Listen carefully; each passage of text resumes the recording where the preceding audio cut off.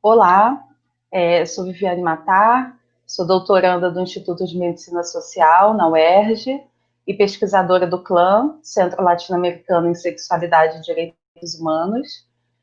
Vou começar agradecendo ao PAGU e ao NUMAS, em especial a Carol Parreiras e a Regina Facchini pelo convite. Bom, eu vou falar um pouco aqui sobre o que eu tenho pesquisado, o programa Bolsa Família, mais especificamente moralidades em torno do programa Bolsa Família, gênero e alimentação em uma favela aqui no Rio de Janeiro, e cruzar um pouco com o que eu tenho me debruçado ultimamente, pós-Covid, né, que é o auxílio emergencial. Começando pelo programa Bolsa Família, o programa Bolsa Família é um programa de transferência de renda que prioriza mulheres no recebimento e visa combater a extrema pobreza. Fazendo um recorte nessa discussão do programa Bolsa Família e pensando nos impactos nas vidas das mulheres, é possível afirmar, a partir do que eu pesquisei, que a autonomia das mulheres foi aumentada, né, após recebimento. O que ampliou seu poder de decisão, não apenas sobre o que comprar, mas também no âmbito mais pessoal, né, como conseguir sair de algumas relações de violência física e psicológica que elas se encontravam já há muitos anos por medo que seus filhos passassem fome, né?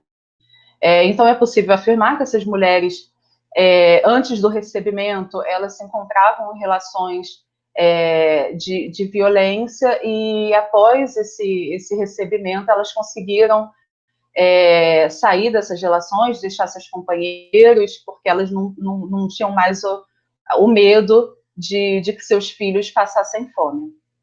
Mas também, por outro lado, a gente percebe que o programa Bolsa Família reafirma convenções de gênero, né? Uma vez que coloca essas mulheres como responsável central no cuidado, principalmente dos filhos, e a partir daí ela começa a ser controlada, vigiada e julgada moralmente, né, por suas escolhas, como, por exemplo, e aí mais especificamente o que foi minha pesquisa com os alimentos, né, com o que comprar para a família se alimentar. Uma vez que essas mulheres recebem esse benefício, né, recebem esse dinheiro diretamente em suas contas, e não existe nenhuma instrução de uso, né, nenhuma instrução oficial. Então, essas mulheres poderiam comprar o que elas quisessem com esse dinheiro. Só que uma vez que elas compram qualquer coisa que não seja especificamente para os seus filhos, e mais especificamente ainda para a comida, né, elas são julgadas moralmente pelas suas famílias, pelos seus vizinhos, enfim, pelos seus próprios companheiros. Então, essas mulheres vivem em constante vigilância, né? E aí, nos últimos anos, com o objetivo de passar o que o governo chamou, entre aspas, de pente fino, houve um recorde de desligamento histórico no programa, né? Mais de 1.400.000 famílias foram cortadas. E os cortes foram explicados de várias maneiras, né? Uma delas foi que havia gente que não precisava e que estava recebendo, né, um discurso do senso comum de combate à corrupção, mas que só criminaliza mais os pobres. Né? Em segundo lugar, o não cumprimento das condicionalidades, ainda que essas famílias provaram o contrário, como, por exemplo, foi o caso de muitas mulheres que me falaram que foram cortadas e que foram ao CRAS para entender o motivo, e que no CRAS explicaram que os filhos não estavam indo à escola. E ela ia na escola, falava com a diretora, pedia a presença, já que ela sabia que os filhos estavam frequentando a aula. A diretora dava esse comprovante de presença, elas voltavam ao CRAS, e o CRAS, então, não sabia dizer o porquê que elas tinham sido cortadas. Em terceiro lugar, as famílias perderam a possibilidade de ser atendidas nas redes públicas de saúde por sucessivos cortes e precarização do SUS. E aí, além disso tudo, o programa também teve vários cortes, né, vários orçamentos reduzidos nos últimos anos, o que levou essa população a um retorno à situação de extrema pobreza, né? E aí, com o Covid, essa situação piorou ainda mais. E aí, a partir de uma pressão, já na pandemia, né, a partir de uma pressão e uma resistência política de partidos de esquerda, o governo federal liberou um auxílio emergencial de proteção destinado aos trabalhadores informais, aos microempreendedores individuais, aos autônomos e desempregados, incluindo os beneficiários do programa Bolsa Família. Só que o que aconteceu foi que sucessivos erros deixaram parte de uma população de fora, né, do recebimento desses auxílios. Como, por exemplo, o auxílio emergencial é solicitado a partir de um aplicativo via internet, que necessita de um smartphone, por meio de um formulário que depende de uma série de concepções, até do que é família, porque, como a gente sabe, nessas favelas e periferias, muitas pessoas moram em apenas um cômodo com várias pessoas, muitas dessas pessoas não têm um laço consanguíneo, né? Então, esse formulário previa que a pessoa que preenchesse tivesse uma concepção do que preencher, né, do que é família, não para elas, numa realidade um pouco, num contexto específico. Além disso, o governo optou por não envolver a rede de assistência social, o CRAS, né, nesse processo. O CRAS é presente em 99 dos municípios e ele poderia ser responsável, corresponsável pelo cadastramento, já que ele é uma unidade pública descentralizada, que desempenha um papel de proteção social básico, que tem essa relação mais próxima, né, em contextos de vulnerabilidade social. Então, isso poderia facilitar muito esse cadastro, um cadastro mais humano, né, mais real. Também optaram por não fazer um melhor aproveitamento do CAD único, né, que ele poderia ter aproveitado para o CAD único ser melhorado, né, para ser fortalecido num momento como esse. E os bancos públicos, né, que poderiam ter trabalhado em rede ao invés de focar em apenas um banco. Mas como nada disso foi feito, muitas pessoas ficaram fora do auxílio e não conseguiram nem finalizar o cadastro, né, como é o caso de tantas mulheres que não conseguiram receber os R$ 1.200 que elas tinham direito, não conseguiram cadastrar o CPF dos seus filhos, parte porque os seus companheiros já haviam feito o cadastro, mas parte também sem nenhuma explicação. Quando elas tentavam cadastrar o CPF dos filhos, elas não conseguiam finalizar e depois elas faziam o cadastro sem CPF e conseguiam, né? Então são sucessivas desinformações, e isso resultou em filas enormes na Caixa Econômica, filas por informação, né, não só para receber, mas porque o banco, naquele momento, a Caixa Econômica era o único lugar aberto onde as pessoas podiam tentar saber informações sobre o auxílio. Agora também nos Correios estão fazendo os cadastros, o que a gente já vem acompanhando também filas no Correio, né? A gente viu no começo da pandemia, durante muito tempo, essas mulheres dormindo nas filas, né, por busca de informação, deixando essas pessoas em iminente risco de contrair o vírus, né? E aí, se a gente pensar em interseções de desigualdade e marcadores sociais da diferença, como eu tento mostrar durante a minha pesquisa, são as mulheres que são responsáveis pelo cuidado de seus filhos. E agora, ampliando esse quadro para a pandemia, são também as mulheres que ocupam um ciclo, né, uma economia do cuidado, atuando na saúde, quando nós temos 85% das enfermeiras mulheres e 98% se incluirmos técnicas auxiliares. São mulheres também que atuam no cuidado pessoal, na educação, no comércio, nas farmácias, nas caixas de supermercado e principalmente nos serviços domésticos.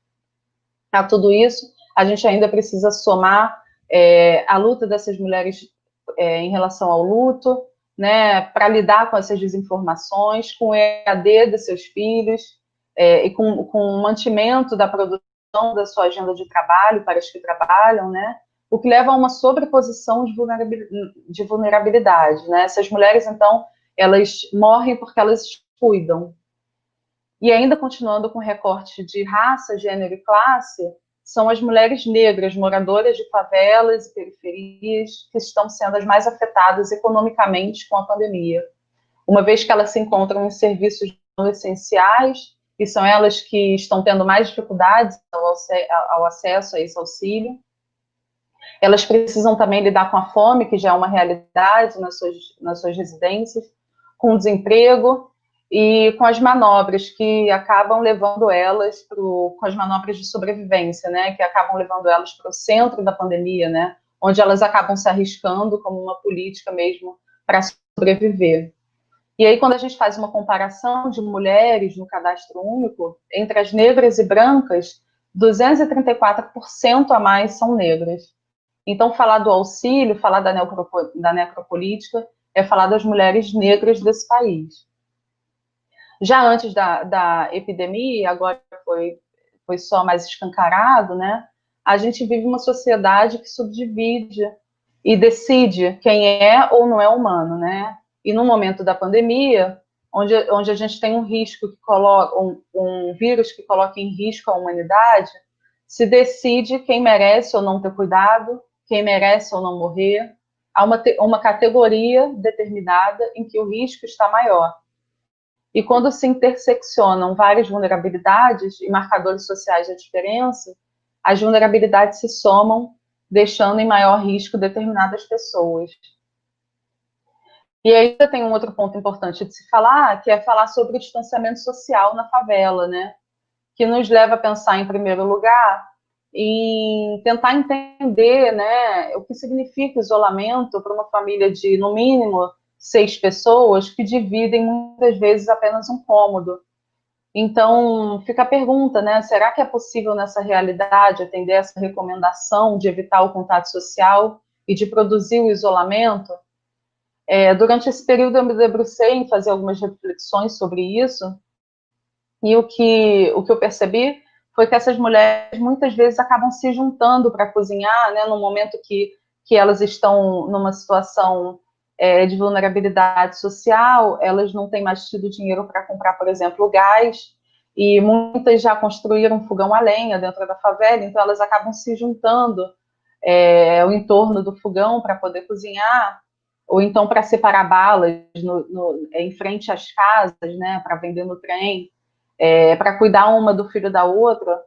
Uma coisa que é recente, que eu fiquei sabendo há pouquíssimo tempo, é que as escolas estão fechadas, e como essas mulheres têm que sair para trabalhar, elas acabaram fazendo uma rede como se fosse creches, né, dentro da favela. Então, um cuidando do filho da outra, e acabam. Então, falar de isolamento social nesse contexto acaba sendo impossível, né? Então, o mais possível de se produzir nesses lugares é o que a gente está chamando de distanciamento comunitário. Elas até saem menos da favela, mas elas acabam vivendo isso em conjunto. O que a gente também tem visto, né, na mídia são imagens de bailes e festas em favelas. E aí a gente fica pensando que para essa população o que é estar em risco de um vírus, né? Que o vírus é algo invisível ao olho nu, já que essa população vive um risco iminente de morte, de fome, de não acesso à saúde, educação, né? Ou seja, de vários tipos de violência, né? É um território que está submetido diariamente a impulsos policiais que assassinam seus filhos, né? Então, o que é falar sobre o risco da contaminação do Covid? Então, a pandemia, que a princípio tem um caráter democrático, nos revela que o risco de morte de negros por Covid é 62 vezes por cento maior do que em brancos. E 58% das pessoas internadas que vêm a óbito são negras. A população em extrema pobreza não teve direito ao distanciamento social, né? Então não teve direito à vida. Então, a maioria dessas pessoas está morrendo por causa da doença, claro, mas também estão morrendo porque não têm acesso à saúde, porque não podem ficar em casa, porque não tem tratamento, porque temos um presidente que naturaliza um sistema de morte, de destruição, principalmente de pessoas negras. Bom, o Estado tem investimento em saúde, em educação, em assistência social, em rede de proteção de trabalho, uma vez que as pessoas têm que se adaptar nesse mundo em que o Estado não fornece as mínimas condições sociais de viver, gera desespero, gera revolta, e para oprimir isso, o Estado faz morrer, promovendo a morte desses indivíduos. E aí, para finalizar, gostaria de ler um pequeno artigo da Mônica Cunha, uma mulher negra, uma das fundadoras do Movimento Moleque, que escreve dando voz a tantas outras mulheres moradoras de favelas e periferias. O nome do texto é Apesar das Marcas em Nossos Corpos. Ainda assim me levanto para ter direito à quarentena como prevenção à Covid-19. Ainda assim me levanto para ter acesso a uma alimentação de qualidade e não ser condenado à fome pela inércia deste governo genocida. Ainda assim me levanto para respirar e, assim, mostrar que estamos vivos e, enquanto povo negro, seguiremos resistindo. Ainda assim me levanto para provar que nossa história e cultura são valorosas, não apenas para o povo negro, mas para toda a humanidade. Ainda assim me levanto para denunciar que, se vivemos em favelas e periferias, sem acesso a saneamento básico, saúde e outros direitos sociais, é porque a abolição de 13 de maio de 1888 não passou de uma fake. Ainda assim me levanto para dizer que, se negros e negras recebem salários menores que brancos e brancas, é porque existe o racismo estrutural e se manifesta nas relações de trabalho e econômicas. Ainda assim me levanto para lutar para que outras mulheres negras não chorem por seus filhos, sobrinhos e companheiros. Vidas negras não são descartáveis.